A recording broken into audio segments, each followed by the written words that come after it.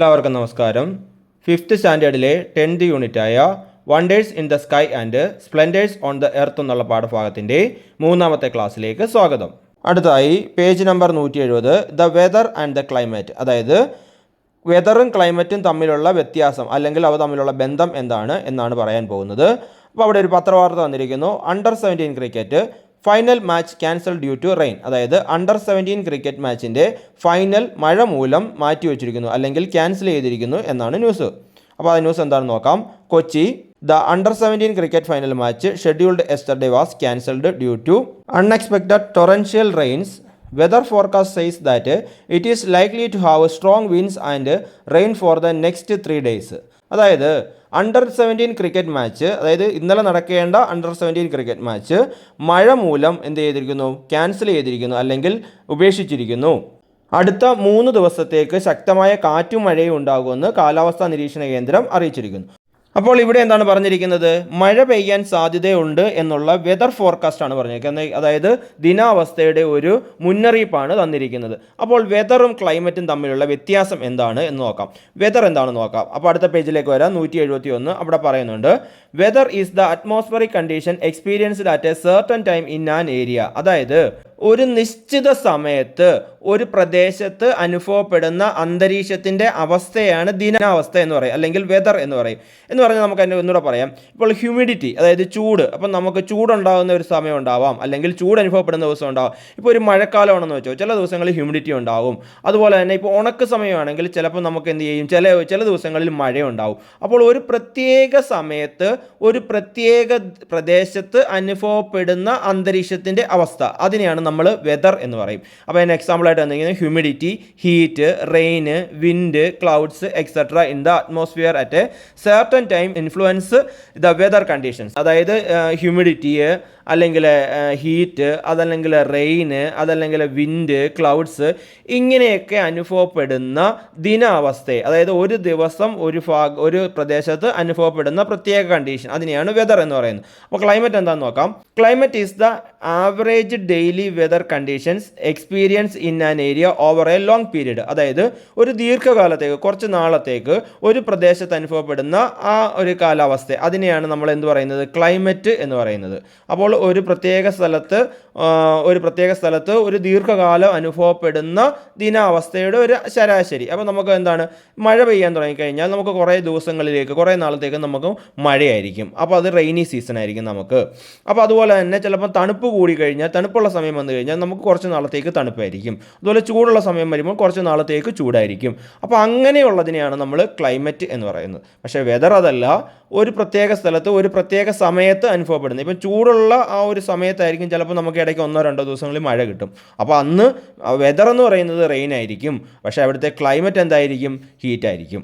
അപ്പോൾ അങ്ങനെയുള്ള വ്യത്യാസങ്ങൾ വരാറുണ്ട്. അപ്പോൾ അതാണ് വെതറും ക്ലൈമറ്റും തമ്മിലുള്ള വ്യത്യാസം. അപ്പം വെതറിൻ്റെ മലയാളം എന്ന് പറയുന്നത് ദിനാന്തരീക്ഷ സ്ഥിതി, അതായത് ദിവസത്തെ അന്തരീക്ഷ സ്ഥിതി. ക്ലൈമറ്റ് എന്ന് പറയുന്നത് കാലാവസ്ഥയാണ്. അപ്പോൾ വെതറും ക്ലൈമറ്റും തമ്മിലുള്ള വ്യത്യാസം പഠിക്കണം. വെതർ എന്ന് പറഞ്ഞാൽ weather is the atmospheric condition experienced at a certain time in an area. Humidity, heat, rain, wind, clouds etcetera in the atmosphere at a certain time influence the weather conditions. Climate എന്താണ്? Climate is the average daily weather conditions experienced in an area over a long period. അടുത്തതായിട്ട് നമുക്കവിടെ ഒരു ഭാഗം തന്നിരിക്കുന്നു, let's discuss എന്നുള്ള ഭാഗമാണ്. Heat rises alert in the state, അതായത് ചൂട് കൂടുന്നു, സംസ്ഥാനത്ത് നമുക്ക് അലേർട്ട്, ജാഗ്രതാ നിർദ്ദേശമൊക്കെ ഉണ്ട് എന്നാണ് പറഞ്ഞത്. അടുത്തത് snow falls again in Himachal, holidays for schools, അതായത് ഹിമാചലിൽ വീണ്ടും മഞ്ഞ് വീഴ്ചയാണ്, അവിടെ സ്കൂളുകൾക്ക് അവധിയാണ്. അടുത്തതായിട്ട് heavy rain orange alert in 5 districts, അതായത് കനത്ത മഴ 5 ജില്ലകൾക്ക് ഓറഞ്ച് അലേർട്ട്. അതുപോലെ തന്നെ strong winds likely fishermen warned against wandering into sea, അതായത് ശക്തമായ കാറ്റിന് സാധ്യതയുണ്ട്, മത്സ്യത്തൊഴിലാളികൾ കടലിൽ പോകരുതെന്നുള്ള മുന്നറിയിപ്പുണ്ട്. അപ്പോൾ ഇതൊക്കെ എന്താണ്, നമ്മുടെ വെതർ കണ്ടീഷനുമായിട്ട് ബന്ധപ്പെട്ടിട്ടുള്ള അലേർട്ടുകളാണ്. അപ്പോൾ അവിടെ ഒരു ചോദ്യം തന്നിരിക്കുന്നു, how helpful are the accurate and scientific daily weather warning in daily life discuss. അതായത് നമുക്ക് വളരെ കൃത്യവും ശക്തവുമായിട്ടുള്ള ശാസ്ത്രീയവുമായിട്ടുള്ള ദിനാന്തരീക്ഷ മുന്നറിയിപ്പുകൾ നമ്മുടെ നിത്യജീവിതത്തിൽ, ദിവസമുള്ള ജീവിതത്തിൽ എത്രത്തോളം നമുക്ക് സഹായമാകുന്നു. അപ്പോൾ ഇതൊക്കെ എന്താണ്, ഇതുപോലെയുള്ള വാർണിങ്ങുകളാണ്. Heat rises alert in state, അതായത് ചൂട് കൂടുന്നുണ്ട്, അപ്പോൾ ആളുകൾ തന്നെയുള്ള ജാഗ്രത പുലർത്തണം. അതുപോലെ മഞ്ഞ് വീഴ്ച ഉള്ളതുകൊണ്ട് കൊണ്ട് സ്കൂളുകൾക്ക് അവധി കൊടുക്കുന്നു. അതുപോലെ തന്നെ ഹെവി റെയിൻ വരാനുള്ള സാധ്യത ഉള്ളതുകൊണ്ട് 5 ജില്ലകൾക്ക് ഓറഞ്ച് അലർട്ട് കൊടുക്കുന്നു. അതുപോലെ തന്നെ വിൻഡ്, നല്ല സ്ട്രോങ് വിൻഡ് വരാൻ സാധ്യത ഉള്ളതുകൊണ്ട് മത്സ്യത്തൊഴിലാളികൾ കടലിൽ പോകരുതെന്നൊക്കെ പറയുന്നു. ഇതൊക്കെ എന്താണ്, നമ്മുടെ വെതറിൻ്റെ ഒരു ഫോർകാസ്റ്റാണ്, അല്ലെങ്കിൽ നമ്മുടെ വെതറിൻ്റെ ഒരു പ്രവചനമാണ്. അപ്പോൾ ഇങ്ങനെയുള്ള വാണിംഗ് നമുക്ക് കിട്ടുന്നത് കൊണ്ട് നമുക്ക് പലതരത്തിലുള്ള ഗുണങ്ങളുണ്ട്. അപ്പോൾ ആ ഗുണങ്ങൾ എന്തൊക്കെയാണ് എന്നാണ് ചോദിച്ചിരിക്കുന്നത്. ചോദ്യം ഏതാണ്? How helpful are the accurate and scientific daily weather warning in daily life, discuss. അപ്പോൾ അതിൻ്റെ ആൻസർ എന്തൊക്കെയാണെന്ന് നമുക്ക് നോക്കാം. ട്രിപ്പ് ക്യാൻ ബി അറേഞ്ച്ഡ്, നമുക്ക് ട്രിപ്പുകളൊക്കെ അറേഞ്ച് ചെയ്യാൻ സാധിക്കും. ഇതിനനുസരിച്ച് നമ്മുടെ കാലാവസ്ഥയ്ക്ക് അല്ലെങ്കിൽ നമ്മുടെ വെതർ കണ്ടീഷൻ അനുസരിച്ച് ട്രിപ്പുകൾ അറേഞ്ച് ചെയ്യാം. അതുപോലെ തന്നെ പ്രിക്കോഷൻസ് ക്യാൻ ബി ടേക്കൺ, അതായത് മുൻകരുതലുകൾ നമുക്ക് എടുക്കാനായിട്ട് സാധിക്കും. അതുപോലെ തന്നെ risk of accidents can be reduced, അതായത് ആക്സിഡൻറ്റ് ഉണ്ടാവാനുള്ള റിസ്ക്കുകൾ നമുക്ക് റെഡ്യൂസ് ചെയ്യാം. അതായത് മഴയൊക്കെ പെയ്യാൻ സാധ്യതയുണ്ടെങ്കിൽ അതിനനുസരിച്ചുള്ള മുൻകരുതൽ എടുക്കുകയാണെങ്കിൽ നമുക്ക് ആ ആക്സിഡൻറ്റ് വരാനുള്ള സാധ്യതകൾ കുറയ്ക്കാം. അതുപോലെ തന്നെ advance security arrangements can be made, അതായത് മുൻകൂട്ടി നമുക്ക് ചില സുരക്ഷാ മാനദണ്ഡങ്ങളൊക്കെ തയ്യാറാക്കി നിർത്താനായിട്ട് സാധിക്കും. അപ്പോൾ ഇതൊക്കെയാണ് കൃത്യവുമായിട്ടുള്ള ശാസ്ത്രീയമായിട്ടുള്ള നമുക്കുള്ള ഈ ഡെയിലി വാർണിംഗ് നമുക്ക് കിട്ടുകയാണെങ്കിലുള്ള ഗുണങ്ങൾ. അടുത്തായി climate and the life of people എന്നുള്ള ഭാഗമാണ്. അവിടെ എസ്.കെ. പൊറ്റക്കാടിൻ്റെ പാതിരാസൂര്യൻ്റെ നാട്ടിൽ എന്നുള്ള ഒരു പുസ്തകത്തിലെ അതൊരു യാത്രാ വിവരണമാണ്. അതിൽ നിന്നുള്ള ഒരു ഭാഗമാണ് തന്നിരിക്കുന്നത്. അത് ഞാനൊന്ന് മലയാളത്തിൽ പറഞ്ഞു കേൾപ്പിക്കാം. ഉറച്ച് കട്ടിയായി തീർന്ന തടാകങ്ങളുടെ മാറിലൂടെ ബസ്സും ലോറിയും കാറും ഓടിത്തുടങ്ങും. സ്കീയിങ്, സ്കേറ്റിംഗ് തുടങ്ങിയ വിൻ്റർ സ്പോർട്സുകളുടെ ബഹളമായിരിക്കും ഓരോ മൂലയിലും. വർഷത്തിൽ അധിക കാലവും മഞ്ഞു മൂടിക്കിടക്കുന്നതുകൊണ്ട് റോഡുകൾ ഉറപ്പിലും ഭംഗിയിലും നിലനിർത്താൻ വളരെ ബുദ്ധിമുട്ടും പണച്ചെലവും ഉണ്ട്. ലാഹിത്യയുടെ ശരിയായ അഴക് കാണണമെങ്കിൽ ഹേമന്തകാലത്ത് ഇവിടെ വരണമെന്ന് കായ പറഞ്ഞു. അന്ന് നിലമെല്ലാം ധവളാഭമായ ഹിമത്താൽ മൂടിയിരിക്കും. മരങ്ങളെല്ലാം വെള്ളക്കടലാസ് തോരണങ്ങൾ പോലെ നിലകൊള്ളുന്നുണ്ടാവും. ഹിമത്താൽ കളിക്കാൻ കുട്ടികൾക്ക് എന്ത് ഉത്സാഹമാണെന്നോ. ഏതാണ്ട് 6 മാസക്കാലം നീണ്ട രാത്രികൾ തന്നെ. പകൽ വെളിച്ചം കൂടിയാൽ 1-2 മണിക്കൂർ ഉണ്ടാകും. നിലം നീളെ മൂടിക്കിടക്കുന്ന ഹിമത്തിൻ്റെ ധാരാളിയവും ആകാശത്തിൻ്റെ വെളിച്ചവും കൂടിക്കലർന്ന് നേരിയ നിലാവ് പരന്നതുപോലെ തോന്നും. അപ്പോൾ ഇതാണ് പാതിരാ സൂര്യൻ്റെ നാട്ടിൽ എന്നുള്ള എസ്.കെ. പൊറ്റക്കാടിൻ്റെ പുസ്തകത്തിലെ ഭാഗം. അപ്പോൾ എന്താണ് ഈ പാതിരാ സൂര്യൻ്റെ നാടെന്ന് നോക്കാം. അടുത്ത പേജ് നോക്കാം. Page number 172. The land of midnight sun, അതായത് പാതിരാ സൂര്യൻ്റെ നാട്. Norway is a country known as the land of midnight sun, അതായത് നോർവേ എന്ന് പറയുന്ന രാജ്യത്തിനെയാണ് land of midnight sun എന്ന് പറയുന്നത്, അതായത് പാതിരാ സൂര്യൻ്റെ നാട് എന്നറിയപ്പെടുന്നത്.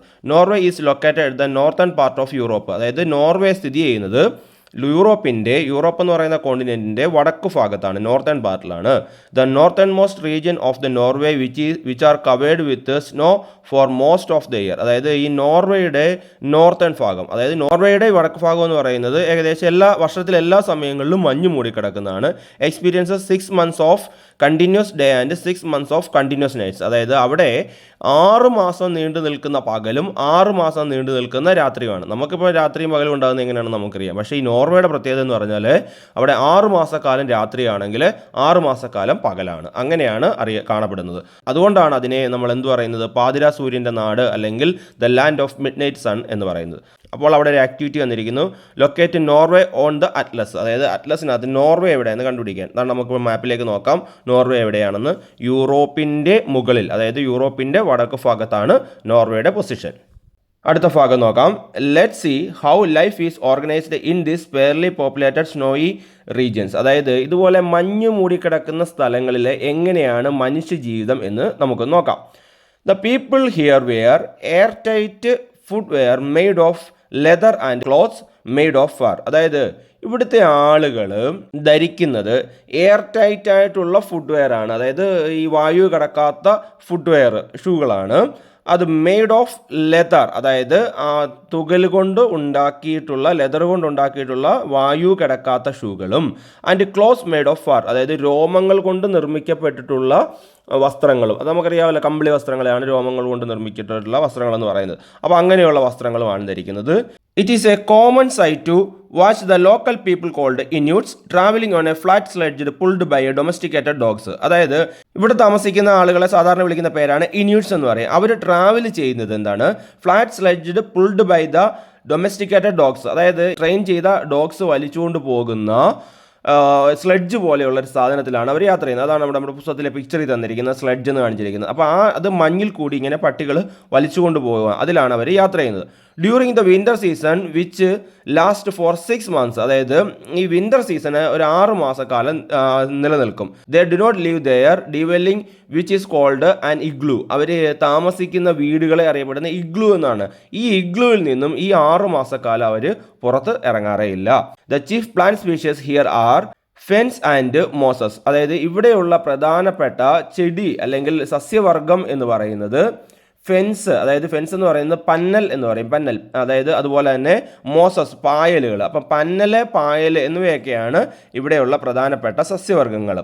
അടുത്തതായിട്ട് വിച്ച് സർവൈവ്സ് എക്സ്ട്രീം വിൻ്റർ. ഇത് എക്സ്ട്രീം വിൻ്ററിനെ സർവൈവ് ചെയ്യുന്ന, അതായത് ഭയങ്കരമായ തണുപ്പാണ്, മഞ്ഞ് വീഴ്ചയാണ്, അതിനെ സർവൈവ് ചെയ്യുന്ന ഈ ഫെൻസ് എന്ന് പറയുന്ന അല്ലെ മോസസ് എന്ന് പറയുന്ന ചെടികളാണ് ഇവിടെ ഉള്ളത്. The chief species of animals are Wales, fish, snow owls, seals and polar bears. അതായത് ഇവിടെയുള്ള പ്രധാനപ്പെട്ട ആനിമൽസ് എന്ന് പറയുന്നത് വെയിൽസ് എന്ന് പറഞ്ഞാൽ അറിയാമല്ലോ, തിമിംഗലം, ഫിഷ്, മീനുകൾ, സ്നോ ഔൾസ് എന്ന് വെച്ചാൽ ഹിമമൂങ്ങ എന്ന് പറയും, അതായത് മഞ്ഞിൽ താമസിക്കുന്ന മൂങ്ങ, സ്നോ ഔൾസ്, സീൽ എന്ന് പറഞ്ഞാൽ അറിയാമല്ലോ, ഒരു തരം എന്താണ് മീൻ പോലെയുള്ള ഒരു സാധനമാണ് സീൽസ് എന്ന് പറയുന്നത്. ആൻഡ് പോളാർ ബിയർ എന്ന് പറഞ്ഞാൽ ഹിമക്കരടി എന്ന് പറയും കേട്ടോ. അപ്പോൾ ഇങ്ങനെയുള്ള അല്ലെങ്കിൽ ധ്രുവക്കരടി എന്ന് പറയും, ഇങ്ങനെയുള്ള ജീവികളാണ്, ആനിമൽസ് ആണ് ഇവിടെയുള്ളത്. അപ്പോൾ ഇവിടെയുള്ള ആനിമൽസ് ഏതൊക്കെയാണ്? Wales, fish, snow owls, seals and polar bears. Hunting and fishing are the means of livelihood of the people. അതായത് ഇവരുടെ പ്രധാനപ്പെട്ട ജീവിതമാർഗം അല്ലെങ്കിൽ ഉപജീവന മാർഗം എന്ന് പറയുന്നത് ഹണ്ടിങ്ങും ഫിഷിങ്ങുമാണ്. അപ്പോൾ നമ്മൾ എന്തൊക്കെയാണ് പറഞ്ഞത്? ഇവിടെ ഈ എക്സ്ട്രീമായിട്ടുള്ള അല്ലെങ്കിൽ സ്പെയർലി പോപ്പുലേറ്റഡ് സ്നോ റീജിയനിൽ താമസിക്കുന്ന ആളുകളുടെ പ്രത്യേകതകളാണ് പറഞ്ഞത്. അപ്പോൾ അവരുടെ ഡ്രസ്സ് നോക്കാം. ഒന്നാമത്തേത്, അവർ ധരിക്കുന്ന ഡ്രസ്സ് എന്ന് പറയുന്നത് air tight footwear made of leather and clothes made of fur. അതായത് അവർ വസ്ത്രങ്ങൾ എന്താണ്? ക്ലോത്ത്സ് മെയ്ഡ് ഓഫ് ഫർ ആണ്, അതായത് രോമങ്ങൾ കൊണ്ട് നിർമ്മിക്കുന്ന വസ്ത്രങ്ങളാണ്. അതുപോലെ ഇവരെ വിളിക്കുന്ന പേരെന്ന് പറയുന്നത് ഇന്യൂട്ട്സ് ആണ്. പിന്നെ ഇവർ ട്രാവൽ ചെയ്യുന്നതെന്ന് പറയുന്നത് flat sledge pulled by domesticated animals. അതായത് വളർത്തു മൃഗങ്ങളായിട്ടുള്ള പട്ടികൾ വലിക്കുന്ന സ്ലെഡ്ജിലാണ് അവർ യാത്ര ചെയ്യുന്നത്. ഇവർ താമസിക്കുന്ന സ്ഥലത്തിൻ്റെ പേര് dwelling which is called an igloo. ഇവർ താമസിക്കുന്ന സ്ഥലത്തിൻ്റെ അല്ലെങ്കിൽ വീടിൻ്റെ പേരെന്ന് പറയുന്നത് ഇഗ്ലൂ ആണ്. ഇവിടുത്തെ പ്രധാനപ്പെട്ട സസ്യവർഗ്ഗങ്ങൾ, പ്ലാന്റ്സ് എന്ന് പറയുന്നത് ഫെൻസ് ആൻഡ് മോസസ് ആണ്. അതായത് പന്നലും പായലും ഒക്കെയാണ് ഉള്ളത്. അതുപോലെ ഇവിടെയുള്ള പ്രധാനപ്പെട്ട ആനിമൽസ് എന്ന് പറയുന്നത് Wales, fish, snow owls, seals and polar bears ആണ്. പിന്നെ ഇവരുടെ ജീവിതമാർഗം എന്ന് പറയുന്നത് ഹണ്ടിങ് ആൻഡ് ഫിഷിംഗ് ആണ്. അപ്പോൾ നമുക്കൊരു ടേബിൾ നോക്കാം. ഒരു ടേബിളായിട്ട് ഈ പറഞ്ഞ ആളുകളുടെ പ്രത്യേകതകളും അവരുടെ ജീവിത രീതിയും നമ്മൾ തയ്യാറാക്കി വെച്ചിട്ടുണ്ട്. ഒന്നാമത്തേത് dressing. The people wear airtight footwear made of leather and clothes made of fur. അടുത്ത transport, travelling on flat sledge pulled by domesticated dogs. അടുത്തത് settlement, their dwelling which is called an igloo. അടുത്തത് plants, ferns and mosses. അടുത്ത animals, whales, fish, snow owl, seals and polar bears. അടുത്തത് food എന്ന് പറയുന്നത് hunting and fishing are the means of livelihood of the people. അടുത്തായിട്ട് നമുക്കൊരു extend reading തന്നിരിക്കുന്നു igloo. അപ്പോൾ ആ പിക്ചറിൽ കാണിച്ചിരിക്കുന്നതാണ് ഇഗ്ലൂ. അതായത് ഇങ്ങനെയുള്ള ഇന്യൂട്ട്സുകളുടെ അല്ലെങ്കിൽ എസ്കിമോകളുടെ വീടുകളെയാണ് ഇഗ്ലൂ എന്ന് പറയുന്നത്. The Inuit or Eskimos are the indigenous people living in the polar region. അതായത് ഈ പോളാർ റീജിയനിൽ താമസിക്കുന്ന ആളുകളെ പറയുന്ന പേരാണ് ഇന്യൂട്ട്സ് ഓർ എസ്കിമോസ് എന്ന് പറയും. Igloo are the houses build by them which block of ice. അതായത് ഐസിൻ്റെ കട്ട കൊണ്ട് ഇങ്ങനെ നിർമ്മിക്കുന്ന വീടുകളെയാണ് ഇഗ്ലൂ എന്ന് അറിയപ്പെടുന്നത്. അടുത്തായിട്ട് page number 173. Prepare with the help of your teacher A digital album on the features of snow covered area and present in the class. അതായത് ഈ സ്നോ കവേർഡ് ഏരിയ ആയിട്ടുള്ള ഭാഗങ്ങളെ സംബന്ധിക്കുന്ന ഒരു ആൽബം തയ്യാറാക്കിയിട്ട് ക്ലാസ്സിൽ അവതരിപ്പിക്കാനാണ് പറഞ്ഞിരിക്കുന്നത് ടീച്ചറിൻ്റെ സഹായത്തോടെ. അടുത്തായിട്ട് ലുക്ക് അറ്റ് ദ പിക്ചേഴ്സ്. ആ പിക്ചർ നോക്കുക. ഇത് ഡെസേർട്ടാണ്, മരുഭൂമികളാണ് ഇനി കാണിച്ചിരിക്കുന്നത്. അപ്പോൾ നമുക്ക് നോക്കാം. Tropical desert are land masses with very different geographical features from the polar regions. അതായത് ട്രോപ്പിക്കൽ ഡെസേർട്ട് എന്ന് പറയുന്ന ഭാഗം, അതായത് മരുഭൂമികൾ എന്ന് പറയുന്ന ഭാഗം എന്താണ്? ലാൻഡ് മാസ് ആണ് with very different geographical features from the polar region. Polar റീജിയനിൽ നിന്നും, അതായത് നമ്മുടെ ഈ മുമ്പ് പറഞ്ഞ ധ്രുവപ്രദേശങ്ങളിൽ നിന്നൊക്കെ വളരെ വ്യത്യസ്തമായിട്ടുള്ളൊരു ഭാഗമാണ്. Large areas of sand and sand dunes are the speciality of this region. അതായത് ഈ റീജിയൻ്റെ പ്രത്യേകത എന്ന് പറയുന്നത് വളരെ ലാർജ് ഏരിയ ആയിട്ടുള്ള സാൻഡ് മണലുകളും അതുപോലെ സാൻഡ് ഡ്യൂൺസും മണൽ കുന്നുകളും ഒക്കെയാണ് ഇവിടുത്തെ പ്രത്യേകത എന്ന് പറയുന്നത്. Here the temperature is very high during the day and at night the temperature is very low. അതായത് ഇവിടുത്തെ പ്രത്യേകത എന്ന് പറയുന്നത് temperature is very high during the day ടൈമിൽ പകൽ സമയത്ത് ടെമ്പറേച്ചർ ഭയങ്കരമായിട്ട് വളരെ ചൂട് കൂടുതലായിരിക്കും, വളരെ ഹൈ ആയിരിക്കും.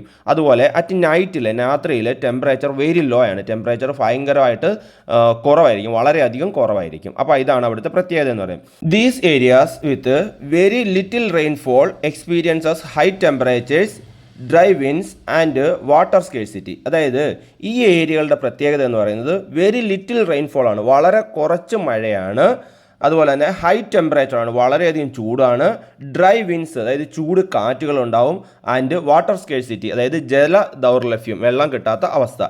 ഇതൊക്കെയാണ് ഇവിടുത്തെ പ്രത്യേകത. These areas are less populated. ഇവിടെ ആളുകളുടെ താമസം വളരെ കുറവാണ്. Climate adapted lifestyle existed in tropical desert. അതായത് ഈ കാലാവസ്ഥയ്ക്ക് അനുയോജ്യമായി ഇണങ്ങി ജീവിക്കുന്ന ഒരു ലൈഫ് സ്റ്റൈലാണ് ഇവിടുത്തെ ആളുകൾക്കുള്ളത്. Continuous drought and sandstorms are the other characteristics of desert. അതായത് കണ്ടിന്യൂസ് ഡ്രോട്ട് അതായത് തുടർച്ചയായിട്ടുള്ള വരൾച്ചയും സാൻഡ് സ്റ്റോംസ് എന്ന് വെച്ച് കഴിഞ്ഞാൽ മണൽക്കാറ്റുകളും ഒക്കെയാണ് ഇവിടുത്തെ ഈ ഡെസേർട്ടിൻ്റെ പ്രത്യേകത എന്ന് പറയുന്നത്. Loose clothings and headdress that covers the face are characteristics of desert dwellers. അതായത് ലൂസ് ക്ലോത്തിങ്സ് അതായത് അയഞ്ഞ വസ്ത്രങ്ങളും, ഹെഡ്രസ് എന്ന് പറയുന്നത് ഈ തല മൂടി വെക്കുന്ന, തല പൊതിഞ്ഞു വെക്കുന്ന രീതികളും, ദാറ്റ് കവേഴ്സ് ദ ഫേസ് മുഖം കൂടി മറച്ചു വെക്കുന്ന, തല ഉൾപ്പെടെ മുഖം കൂടി കവർ ചെയ്ത് വെക്കുന്ന രീതിയിലുള്ള ഡ്രസ്സുകളുമാണ് ഇവിടുത്തെ താമസക്കാരുടെ പ്രത്യേകത, ഡ്രസ്സിങ്ങിൻ്റെ പ്രത്യേകത. Using camels for carrying goods and transportation is the common sight in desert. അതായത് ഈ ഡെസേർട്ടിൽ താമസിക്കുന്ന ആളുകൾ ക്യാരിയിങ് ഗുഡ്സ് സാധനങ്ങൾ കൊണ്ടുപോകുന്നതിനും ട്രാൻസ്പോർട്ടേഷൻ യാത്രയ്ക്കും വേണ്ടിയിട്ടൊക്കെ ഉപയോഗിക്കുന്നത് ക്യാമൽസിനെയാണ്. അവിടെ ഒരു ആക്ടിവിറ്റി വന്നിരിക്കുന്നു. Complete the chart by writing down the other features of desert region. അതായത് ഡെസേർട്ട് റീജിയനിലെ ബാക്കി ഫീച്ചേഴ്സുകളൂടെ എഴുതി ഇത് കംപ്ലീറ്റ് ചെയ്യാനാണ് പറഞ്ഞിരിക്കുന്നത്. അപ്പോൾ നമുക്ക് നോക്കാം. ഡെസേർട്ട് എന്ന് നടുകൊണ്ട് ലെസ് ടെമ്പറേച്ചർ അറ്റ് നൈറ്റ്. രാത്രിയിൽ ടെമ്പറേച്ചർ അതായത് ചൂട് വളരെ കുറവാണ്. അടുത്തത് dry winds and water scarcity. അതായത് ചൂട് കാറ്റും ജല ദൗർലഭ്യവും ഉണ്ട്. അടുത്ത point temperature is very high during day ടൈമിൽ ടെമ്പറേച്ചർ വളരെ കൂടുതലാണ്. അടുത്തത് ലെസ് പോപ്പുലേഷൻ അതായത് ജനസംഖ്യ വളരെ കുറവാണ്.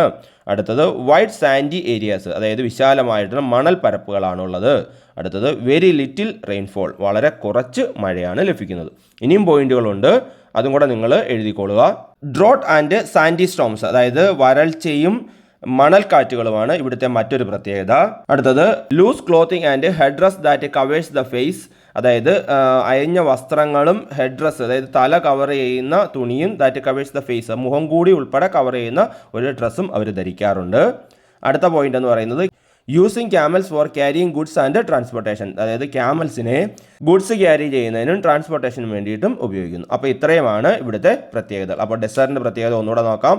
Less temperature at night, dry winds and water scarcity, temperature is very high during day time, less population, wide sandy areas, very little rainfall, drought and sandy storms, loose clothing and headdress that covers the face, last using camels for carrying goods and transportation. ഇതൊക്കെയാണ് ഡെസേർട്ടിൻ്റെ പ്രത്യേകതകൾ. അടുത്തായിട്ട് page number 174 നോക്കാം.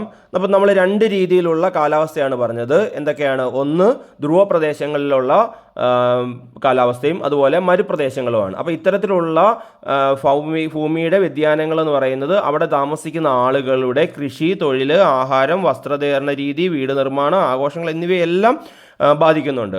അപ്പോൾ നമ്മുടെ കാലാവസ്ഥയ്ക്കനുസരിച്ചാണ് നമ്മൾ ചിട്ടപ്പെടുത്തിയിരിക്കുന്നത്. എന്നാൽ നമ്മുടെ ഇപ്പോഴത്തെ ഭൂമിയോടുള്ള ഇടപെടൽ അല്ലെങ്കിൽ പ്രകൃതിയോടുള്ള ഇടപെടൽ കാരണമായിട്ട് നമുക്ക് വളരെയധികം രീതിയിലുള്ള കാലാവസ്ഥ വ്യതിയാനം ഉണ്ടാകുന്നുണ്ട്, ക്ലൈമറ്റ് ചേഞ്ച് ഉണ്ടാകുന്നുണ്ട്. അങ്ങനെ ക്ലൈമറ്റ് ചേഞ്ച് എന്ന് പറയുന്നത് നമ്മളെ വളരെയധികം ബാധിക്കുന്നുണ്ട്. നമുക്ക് കേരളത്തിൽ ക്ലൈമറ്റ് ചേഞ്ച് നമുക്ക് വളരെയധികം ബാധിക്കുന്നുണ്ട്. ഇപ്പം ചൂട് കൂടുന്നത്, അതുപോലെ തന്നെ വെള്ളപ്പൊക്കം ഉണ്ടാകുന്നു, അങ്ങനെ പലതരത്തിലുള്ള മാറ്റങ്ങൾ നമുക്കുണ്ടാകുന്നുണ്ട്. അപ്പോൾ ഇതെല്ലാം എന്താണ്? നമ്മുടെ ക്ലൈമറ്റ് ചേഞ്ച് കൊണ്ടാണ് ഉണ്ടാകുന്നത്. ഇവിടെ നിങ്ങൾക്കൊരു എക്സ്റ്റൻഡഡ് റീഡിങ് തന്നിരിക്കുന്നു. ക്ലൈമറ്റ് ചേഞ്ച് അതിൻ്റെ ഭാഗമായിട്ടുള്ളതാണ്. അതൊന്ന് നോക്കാം. അത് ഞാൻ നിങ്ങൾക്ക് മലയാളത്തിൽ പറഞ്ഞു കേൾപ്പിക്കാം. ഞാൻ കെനിയയിൽ നിന്നാണ് വരുന്നത്. ഇവിടെ 30 കോടി ജനങ്ങൾ കാലാവസ്ഥാ മാറ്റത്തിൻ്റെ ദുരിതം അനുഭവിക്കുകയാണ്. കൊടും വരൾച്ചയാണ് ഇവിടെ. 2 വർഷമായി ഞങ്ങൾക്ക് മഴ കിട്ടിയിട്ട് 3-ാം വർഷവും അങ്ങനെ തന്നെയാവും എന്നാണ് ശാസ്ത്രജ്ഞർ പറയുന്നത്. ഞങ്ങൾക്ക് മഴയില്ല, പുഴകളെല്ലാം വറ്റി, താപതരംഗങ്ങൾ വീശിയടിക്കുന്നു. നിങ്ങളുടെ ഹൃദയം ദയവായി ഒന്ന് തുറക്കൂ. ഞങ്ങളുടെ വിളകൾ മുഴുവൻ കരിഞ്ഞുണങ്ങി. മൃഗങ്ങളും മനുഷ്യരും മരിച്ചു വീഴുകയാണ്. ഇങ്ങനെ പോയാൽ 2025ഓടെ ഞങ്ങളിൽ പകുതി പേരും ഇല്ലാതെയാകും. ഈ സമ്മേളനത്തിൽ നിങ്ങൾ എടുക്കുന്ന തീരുമാനങ്ങളാണ് ഞങ്ങൾക്ക് മഴ തിരിച്ചു തരുമോ എന്ന് തീരുമാനിക്കുക. ഞങ്ങളുടെ കൂട്ടുകാരായ കുട്ടികൾക്ക് ഭക്ഷണവും വെള്ളവും ലഭിക്കുമോ എന്ന് തീരുമാനിക്കുക. ദയവായി നിങ്ങൾ ഹൃദയം ഒന്ന് തുറക്കൂ. ദയവായി നിങ്ങളുടെ ഹൃദയം ഒന്ന് തുറക്കൂ. അപ്പോൾ ഇത് 2021 ഒക്ടോബർ 31 ഐക്യരാഷ്ട്ര സംഘടനയുടെ യുണൈറ്റഡ് നേഷൻസിൻ്റെ ഒരു ക്ലൈമറ്റ് കോൺഫറൻസിൽ ഗ്ലാസ്ഗോയിൽ വെച്ച് നടന്ന ക്ലൈമറ്റ് കോൺഫറൻസിൽ കെനിയയിൽ നിന്ന് വന്ന എലിസബത്ത് വത്തി എന്ന ഒരു കുട്ടി ലോകരാജ്യത്തിലെ നേതാക്കന്മാരോട് നടത്തിയ ഒരു അഭ്യർത്ഥനയാണ്, അവരോട് നടത്തിയ ഒരു പ്രസംഗമാണ്. അപ്പോൾ ഇവിടെ പറഞ്ഞിരിക്കുന്നത് ക്ലൈമറ്റ് ചേഞ്ചിനെ പറ്റിയിട്ടാണ്. അവിടെ ക്ലൈമറ്റ് ചേഞ്ച് കാരണം അവിടെ മഴ ലഭിക്കാതെ ആളുകൾ വളരെയധികം ബുദ്ധിമുട്ടുന്നു. നമുക്ക് കേരളത്തിലാണെങ്കിൽ ക്ലൈമറ്റ് ചേഞ്ച് ഉണ്ടായിട്ട് മഴ കൂടിയിട്ട് വെള്ളപ്പൊക്കം ഉണ്ടാകുന്നു. ഇങ്ങനെ ലോകത്തിൻ്റെ പല ഭാഗങ്ങളിലും പലതരത്തിലുള്ള ക്ലൈമറ്റ് ചേഞ്ചുകൾ നടക്കുന്നു. എന്താണ് ഇതിന് കാരണം? Fluctuations in atmospheric temperature lead to the climate change. അതായത് അന്തരീക്ഷത്തിൽ ഉണ്ടാകുന്ന താപവ്യതിയാനമാണ് ഉണ്ടാകുന്നത്, നമുക്ക് ക്ലൈമറ്റ് ചേഞ്ചിലേക്ക് മാറുന്നത്. അപ്പോൾ നമുക്ക് അടുത്ത പേജ് നമ്പർ 175 കുറച്ച് പിക്ചർ തന്നിരിക്കുന്നു. 4 പിക്ചറാണ് അവിടെ തന്നിരിക്കുന്നത്. അതിൻ്റെ താഴെ തന്നിരിക്കുന്നത് നോക്കാം.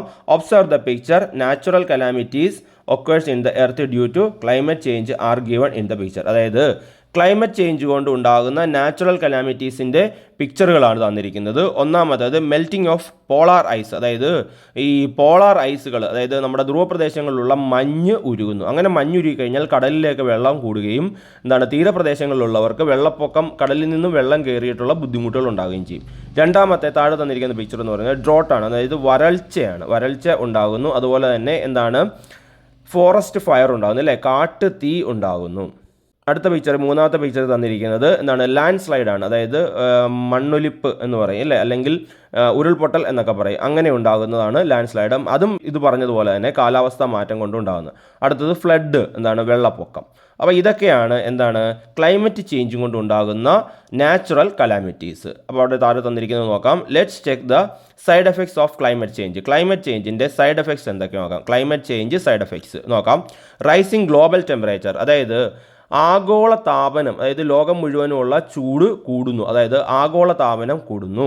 അടുത്തത് the rise of sea level and tsunami disaster. അതായത് സമുദ്രനിരപ്പിൻ്റെ ഉയരം കൂടുകയും, അതായത് കടൽ വെള്ളത്തിൻ്റെ ഉയരം കൂടുകയും സുനാമി പോലെയുള്ള ദുരിതങ്ങൾ ഉണ്ടാവുകയും ചെയ്യുന്നു.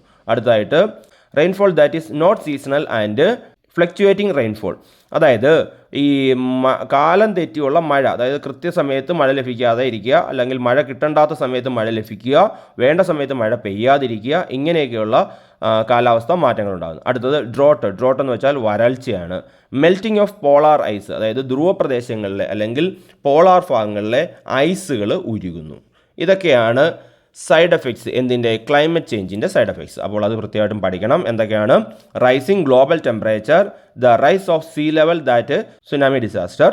അടുത്തത് rainfall that is not seasonal and fluctuating rainfall. അടുത്തത് drought. Last melting of polar ice. അടുത്തായിട്ട് uncontrolled use of natural resource and unscientific construction activities effect the very experience of the earth adversely. അതായത് നമ്മുടെ uncontrolled use of natural resource, അതായത് നമ്മളൊരു നിയന്ത്രണമില്ലാതെ ഈ പ്രകൃതി വിഭവങ്ങളെയൊക്കെ ഉപയോഗിക്കുക. അതുപോലെ തന്നെ അൺസയൻറ്റിഫിക് കൺസ്ട്രക്ഷൻ ആക്ടിവിറ്റീസ്, അതായത് ശാസ്ത്രീയമല്ലാത്ത നിർമ്മാണ പ്രവർത്തനങ്ങൾ, മണ്ണിടിക്കൽ, പാറ പൊട്ടിക്കൽ, അങ്ങനെയൊക്കെയുള്ള ശാസ്ത്രീയമല്ലാത്ത നിർമ്മാണ പ്രവർത്തനങ്ങളും ഒക്കെ ഭൂമിയുടെ നിലനിൽപ്പിനെ തന്നെ പ്രതികൂലമായി ബാധിക്കുന്നു. അപ്പോൾ ഭൂമിയുടെ നിലനിൽപ്പിനെ പ്രതികൂലമായി ബാധിക്കുന്ന ഘടകങ്ങൾ ഏതൊക്കെയാണ്? Uncontrolled use of natural resource and unscientific construction activities. അടുത്തായിട്ട് നമുക്കവിടെ പിക്ചർ തന്നിരിക്കുന്നു നോക്കാം. 5 പിക്ചർ തന്നിട്ടുണ്ട്. അപ്പോൾ അതിൻ്റെ ഒരു ചോദ്യം പേജ് നമ്പർ 176 തന്നിരിക്കുന്നു. Many unscientific human activities causes climate change. Identify them from the picture and note down. അതായത് ഇവിടെ തന്നിരിക്കുന്നത് അൺസയൻറ്റിഫിക് ഹ്യൂമൻ ആക്ടിവിറ്റീസ് ആണ്. ക്ലൈമറ്റ് ചേഞ്ചിന് കാരണമാകുന്ന അൺസയൻറ്റിഫിക് ഹ്യൂമൻ ആക്ടിവിറ്റീസ് ആണ്. അത് ഏതൊക്കെയാണെന്ന് നോക്കാനും അതിൻ്റെ പേരുകൾ അല്ലെങ്കിൽ അതെന്തൊക്കെയാണ് കാരണങ്ങളെന്ന് എഴുതാനുമാണ് പറഞ്ഞിരിക്കുന്നത്. ആദ്യത്തെ തന്നിട്ടുണ്ട് toxic gases emitted from vehicles, അതായത് വാഹനങ്ങളിൽ നിന്നും ടോക്സിക് ആയിട്ടുള്ള വിഷകരമായിട്ടുള്ള ഗ്യാസുകൾ എമിറ്റ് ചെയ്യുന്നു. അടുത്തതായിട്ട് എന്താണ്? ഡീഫോറസ്റ്റേഷനാണ്, അതായത് വനനശീകരണമാണ് രണ്ടാമതായിട്ട് തന്നിരിക്കുന്നത്. മൂന്നാമത്തേത് burning of plastics and other waste materials, അതായത് പ്ലാസ്റ്റിക്കുകളും മറ്റ് വേസ്റ്റ് മെറ്റീരിയൽസുകളൊക്കെ കത്തിക്കുക. അടുത്തത് toxic gas emitted from factories, ഫാക്ടറികളിൽ നിന്നും ടോക്സിക് ആയിട്ടുള്ള ഗ്യാസുകൾ എമിറ്റ് ചെയ്യുക. Last unscientific use of chemical fertilisers, അതായത് കെമിക്കൽ ഫെർട്ടിലൈസേഴ്സ് രാസവളങ്ങൾ എന്താണ് ഒരു ശാസ്ത്രീയമല്ലാത്ത രീതിയിൽ ഉപയോഗിക്കുക. അപ്പോൾ ഇതൊക്കെയാണ് നമ്മുടെ ക്ലൈമറ്റ് ചേഞ്ചിന് കാരണമാകുന്ന ആക്ടിവിറ്റീസ്, ഹ്യൂമൻ ആക്ടിവിറ്റീസ്, മനുഷ്യൻ്റെ ഇടപെടലുകൾ. Climate changes affects all living things on the earth in many vase, അതായത് ക്ലൈമറ്റ് ചേഞ്ച് നമ്മുടെ ഭൂമിയിലുള്ള മുഴുവൻ ജീവജാലങ്ങളെയും ഒരു തരത്തിൽ അല്ലെങ്കിൽ മറ്റൊരു തലത്തിൽ അതിനെ ബാധിക്കുന്നുണ്ട്. It also causes the extinction of many species, അതായത് ഇത് പലതരത്തിലുള്ള ജീവികളെ നശിപ്പിച്ചു കളയുന്നു. Even natural disasters are often caused by climate change, climate change കൊണ്ട് നാച്ചുറൽ ഡിസാസ്റ്റേഴ്സ്, പ്രകൃതി ദുരന്തങ്ങൾ വരെ ഉണ്ടാകുന്നു. ക്ലൈമറ്റ് ചേഞ്ചിൻ്റെ ദൂഷ്യഫലങ്ങളാണ് നമ്മൾ പറഞ്ഞത്. എന്തൊക്കെയാണ്? Climate changes affects all living things, അതായത് ക്ലൈമറ്റ് ചേഞ്ചുകൾ എല്ലാ ജീവികളെയും ബാധിക്കുന്നു. ഓൺ ദ എർത്ത്, ഭൂമിയിലെ എല്ലാ ജീവികളെയും ബാധിക്കുന്നു. It also causes the extinction of many species, അതായത് പല ജീവികളെയും പല ജീവജാലങ്ങളുടെയും വംശം തന്നെ നശിച്ചു പോകുന്നതിന് കാരണമാകുന്നു. Even natural disasters are often caused by climate change, climate change കൊണ്ട് നാച്ചുറൽ ഡിസാസ്റ്റേഴ്സ് വരെ ഉണ്ടാകുന്നു. അടുത്തത് prepare a wall magazine with the help of your teacher on the species that face the threat of extinction, അതായത് ഇങ്ങനെ ഉണ്ടാകുന്ന climate ചേഞ്ചുകൾ കൊണ്ട്, കാലാവസ്ഥാ മാറ്റങ്ങൾ കൊണ്ട് വംശനാശ ഭീഷണി നേരിടുന്ന ജീവികളുടെ ഒരു വോൾ മാഗസിൻ തയ്യാറാക്കാനാണ് പറഞ്ഞിരിക്കുന്നത്. അടുത്തായി the government of Kerala has been devising and implementing various schemes to control the human activities that cause climate changes and also to protect the environment. Haritha Kerala mission is an example to this, അതായത് കാലാവസ്ഥാ വ്യതിയാനത്തിന് കാരണമാകുന്ന പ്രവർത്തനങ്ങളെ നിയന്ത്രിക്കുന്നതിനും പരിസ്ഥിതിയെ സംരക്ഷിക്കുന്നതിനും ഒക്കെ വേണ്ടിയിട്ട് കേരള സർക്കാർ വിവിധ തരത്തിലുള്ള പദ്ധതികൾ ആവിഷ്കരിക്കുന്നുണ്ട്. ഹരിത കേരള മിഷൻ എന്ന് പറയുന്നത് ഇതിനൊരു ഉദാഹരണമാണ്. ഹരിത കേരള മിഷനൊക്കെ നിങ്ങൾ കേട്ടിട്ടുണ്ടാവും, ഹരിത കർമ്മസേനയൊക്കെ നമ്മുടെ വീടുകളിലൊക്കെ വരാറുണ്ട്. അപ്പോൾ ഹരിത കേരള മിഷൻ എന്താണെന്ന് നോക്കാം. A scheme implemented by government laying emphasis on the areas of soil and water conservation, sanitation, waste management and organic agriculture. Haritha Karmasena, Pachathuruthu etcetera are the noble action programmes of Haritha Kerala mission. അതായത് ഈ ഹരിത കേരള മിഷൻ എന്ന് പറയുന്നത് മണ്ണ് ജല സംരക്ഷണത്തിനും ശുചിത്വം, മാലിന്യ സംസ്കരണം, ജൈവ കൃഷി എന്നീ മേഖലകൾക്കും ഒക്കെ പ്രാധാന്യം നൽകിക്കൊണ്ട് സർക്കാർ നടപ്പിലാക്കിയിട്ടുള്ള പദ്ധതിയാണ്. അപ്പോൾ ഈ ഹരിത കേരള മിഷൻ്റെ ഭാഗമായിട്ടാണ് ഹരിത കർമ്മസേന, പച്ചത്തുരുത്ത് തുടങ്ങിയ പ്രവർത്തനങ്ങൾ നടത്തി വരുന്നത്. അടുത്തത് prepare posters to create awareness of climate change among the people and display them in the class. അതായത് ഈ ഒരു പോസ്റ്റർ തയ്യാറാക്കാൻ, ക്ലൈമറ്റ് ചേഞ്ചിനെ പറ്റിയിട്ടുള്ള ഒരു പോസ്റ്റർ തയ്യാറാക്കിയിട്ട് ക്ലാസ്സിൽ ഡിസ്പ്ലേ ചെയ്യാനാണ് പറഞ്ഞിരിക്കുന്നത്. അപ്പോൾ നമുക്ക് അവസാന ഭാഗത്തിലേക്ക് വരാം. നമ്മളിപ്പം താമസിച്ചുകൊണ്ടിരിക്കുന്ന നമ്മുടെ ഭൂമിയിലെ വിഭവങ്ങൾ വരും തലമുറയ്ക്ക് കൂടി അവകാശപ്പെട്ടതാണ്. അതിനാൽ അത് നമ്മൾ സംരക്ഷിക്കേണ്ടത് നമ്മുടെ ഉത്തരവാദിത്തമാണ്. അപ്പോൾ നമ്മൾ പ്രകൃതി വിഭവങ്ങൾ കരുതലോടെ ഉപയോഗിക്കാൻ നമ്മൾ ബാധ്യസ്ഥരാണ്. പ്രകൃതിയോട് ഇണങ്ങി ജീവിച്ചുകൊണ്ട് കാലാവസ്ഥാ വ്യതിയാനം എന്ന് പറയുന്ന ആ വിപത്തിനെ നമുക്ക് എല്ലാവർക്കും കൂടി ഒരുമിച്ച് നേരിടണം. അതുപോലെ തന്നെ കാലാവസ്ഥാ വ്യതിയാനം ലഘൂകരിക്കുന്നതിനായിട്ടും പരിസ്ഥിതി സംരക്ഷണം ഉറപ്പുവരുത്തുന്നതിനായിട്ടും നമ്മുടെ ഓരോ പ്രവർത്തനങ്ങളും ചെയ്യേണ്ടത് നമ്മുടെ കടമയാണ്.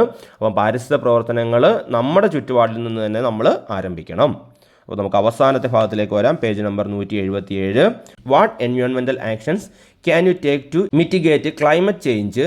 Post your suggestions on the bulletin board in your class. അതായത് നമ്മുടെ ക്ലൈമറ്റ് ചേഞ്ചിന് കാരണമാകുന്ന അല്ലെങ്കിൽ ക്ലൈമറ്റ് ചേഞ്ചിനെ ലഘൂകരിക്കുന്നതിന് വേണ്ടിയിട്ട് നമുക്ക് എന്തെല്ലാം ചെയ്യാൻ കഴിയുമെന്ന് ഒരു ലിസ്റ്റ് തയ്യാറാക്കി ബുള്ളറ്റിൻ ബോർഡിൽ പ്രസിദ്ധീകരിക്കാനാണ് പറഞ്ഞിരിക്കുന്നത്. അപ്പോൾ അവിടെ നോക്കാം. ഒന്നാമത്തെ റെഡ്യൂസ് എയർ പൊല്യൂഷൻ, അതായത് അന്തരീക്ഷ മലിനീകരണം നമ്മൾ കുറയ്ക്കുക.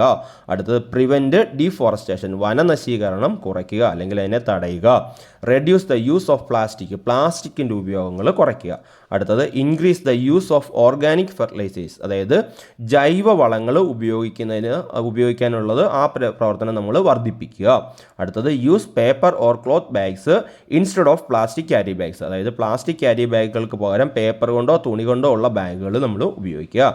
അടുത്തത് use steel bottles instead of plastic ബോട്ടിലുകൾ ഉപയോഗിക്കുന്നതിന് പകരം നമ്മൾ സ്റ്റീൽ ബോട്ടിലുകൾ ഉപയോഗിക്കുക. അടുത്തത് green protocol can be followed in festivals and celebrations, അതായത് ഫെസ്റ്റിവൽസിനും സെലിബ്രേഷനും ഒക്കെ, അതായത് ആഘോഷങ്ങൾക്കും ഉത്സവങ്ങൾക്കും ഒക്കെ നമ്മൾ ഗ്രീൻ പ്രോട്ടോകോൾ പാലിക്കുക. എന്ന് വെച്ചാൽ പ്ലാസ്റ്റിക്കുകളൊക്കെ ഉപയോഗിക്കാതെ ഉള്ള ആ പ്രോട്ടോകോൾ, അതിനെയാണ് ഗ്രീൻ പ്രോട്ടോകോൾ എന്ന് പറയുന്നത്. അത് നമ്മൾ പാലിക്കുക. അപ്പോൾ ഇത്രയുമാണ് ഈ പാഠത്തിനകത്ത് ഉള്ളത്. അപ്പോൾ ഇതോട് കൂടിയിട്ട് ഈ യൂണിറ്റ് അവസാനിച്ചിരിക്കുകയാണ്. അപ്പോൾ ഇതുവരെ പറഞ്ഞ കാര്യങ്ങളെല്ലാം നിങ്ങൾക്ക് മനസ്സിലായി എന്ന് പ്രതീക്ഷിക്കുന്നു. എന്തെങ്കിലും സംശയങ്ങളോ നിർദ്ദേശങ്ങളോ അഭിപ്രായങ്ങളോ ഒക്കെ ഉണ്ടെങ്കിൽ കമൻറ്റായിട്ട് രേഖപ്പെടുത്തുക. എല്ലാവർക്കും നന്ദി, നമസ്കാരം.